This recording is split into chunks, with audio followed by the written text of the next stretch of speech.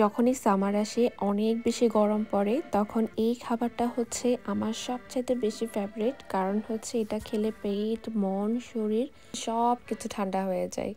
আপনারা ট্রাই করতে পারেন, যেহেতু এখন অনেক গরম পড়ছে। আপনারা এভাবে ট্রাই করেন, দেখবেন আপনাদের খাওয়ার পরে আর খারাপ লাগবে না, শরীরটা একদম ঠান্ডা হয়ে যাবে। তো যাই হোক, আমি কিছু রসুন, 3টা রসুন হচ্ছে ভেজে নিয়েছি। এবার হচ্ছে প্যানে সরিষার তেল দিয়ে এখানে কিছু শুকনো মরিচ ভেজে নিলাম।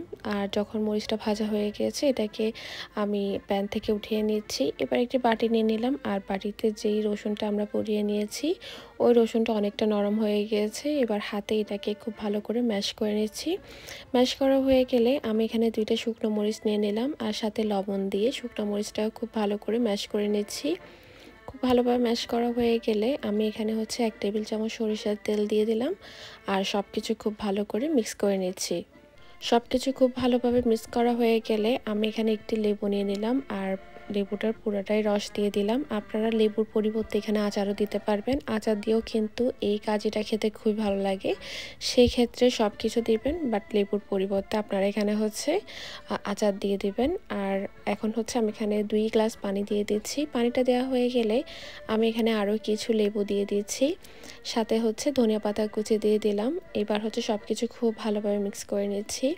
তৈরি হয়ে গেল মজাদার ঠান্ডা ঠান্ডা কাজি। এটা আপনারা গরু মাংস দিয়েও খেতে পারবেন, আবার মুরগির মাংস ভাজা দিয়ে, ভাজা যে কোনো কিছু দিয়ে এই কাজিটা হচ্ছে এই সামারের জন্য বেস্ট একটি খাবার। এর চেয়ে সেরা আর কিছু হতে পারে না। তো যাই হোক, এখন হচ্ছে আমি কিছু এখানে আলু নিয়েছি সেদ্ধ করে, আর এটাকে ভালো করে ম্যাশ করে নিলাম।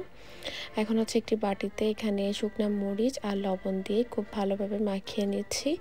মাখানো হয়ে গেলে আমি এখানে হচ্ছে সরিষার তেল দিয়ে দিয়েছি। সরিষার তেলটা দিয়ে আবার সব কিছু খুব ভালোভাবে মাখিয়ে নিচ্ছি।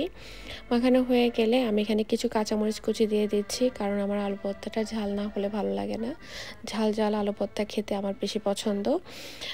তো এখন হচ্ছে আমি এখানে পেঁয়াজ কুচি দিয়ে দিলাম। পেঁয়াজ কুচি আর হচ্ছে মরিচ খুব ভালো করে মাখিয়ে নিয়েছি। আলু ভর্তাটা হচ্ছে বেশি মজা হয় যত ভালো মাখাবেন, দেখবেন আলু ভর্তাটা তত বেশি মজা হয়। আর এখানে হচ্ছে ধনিয়া পাতা কুচি দিয়ে দিলাম, আর এটাও খুব ভালো করে মাখিয়ে নিচ্ছি। মাখানো হয়ে গেলে এখানে যে আলুটা ম্যাশ করে রেখেছিলাম ওটা দিয়ে দিলাম, আর সব কিছু খুব ভালো করে মিক্স করে নিচ্ছি। তো এখন সব কিছু খুব ভালোভাবে মিক্স করা হয়ে গিয়েছে। আমি একটু টেস্ট করেছি, আমার মনে হয়েছে এখানে আরেকটু লবণের দরকার আছে, তাই আমি এখানে অল্প করে লবণ আর একটু সরিষার তেল দিয়ে দিলাম।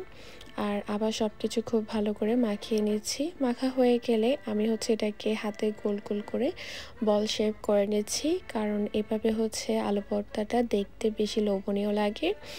এবার একটি বাটিতে পেঁয়াজ কুচি, কাঁচামরিচ কুচি, লবণ আর হচ্ছে ধনিয়া পাতা দিয়ে হাতে সব কিছু খুব ভালোভাবে ম্যাশ করে নিতে হবে।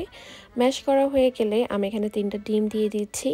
ডিমটা দিয়ে কাঁটা চামচ দিয়ে আবার সব কিছু খুব ভালোভাবে মিক্স করে নিতে হবে। মিক্স করা হয়ে গেলে আমি এখানে অল্প করে গোলমরিচ দিয়ে দিচ্ছি। আবার সব কিছু ভালো করে মাখিয়ে নিচ্ছি। মাখানো হয়ে গেলে প্যানে আমি তেল গরম করে নিয়েছি, আর এখানে ডিমটা দিয়ে দিচ্ছি। এবার ডিমটাকে আমি ঢাকনা দিয়ে ঢেকে হচ্ছে ভেজে নিব। এক পাশটা হয়ে গেলে এবার হচ্ছে আমি এটা উল্টিয়ে দিচ্ছি। উল্টিয়ে অপর পাশটা আমি ভেজে নিচ্ছি। ডিম ভাজাটা হচ্ছে ছোটোবেলা থেকে আমার খুবই পছন্দের। যখনই বাসায় আমার পছন্দের খাবার থাকতো না, আমি হচ্ছে একটি ডিম এভাবে পেঁয়াজ মরিচ দিয়ে ভেজে খেয়ে নিতাম। আমার খুব পছন্দ ডিম ভাজাটা। মোটামুটি আজকে সব খাবারই কিন্তু আমার খুব পছন্দের। তো যাই হোক, এখন ডিমটা ভাজা হয়ে গিয়েছে, এবার আমি এখানে ভাত নিয়ে নিলাম। আর এখানে নিয়ে নিচ্ছি আলুর ভর্তাটা আর ডিম ভাজা, সাথে নিয়ে নিচ্ছি লেবুর কাজি, যেটা হচ্ছে গরমের সবচেয়ে শান্তি, গরমের ওষুধের মতো কাজ করে। আপনারা ট্রাই করলে বুঝবেন এটা খাওয়ার পর কতটা বেশি ভালো লাগে। দেখবেন পেট, মন, শরীর সব কিছু ঠান্ডা হয়ে গিয়েছে। আশা করি আজকের রেসিপিটি ভালো লেগেছে। ভালো লাগলে অবশ্যই কমেন্টে জানাবেন। সবাই অনেক বেশি ভালো থাকবেন, সুস্থ থাকবেন। আল্লাহ হাফিজ।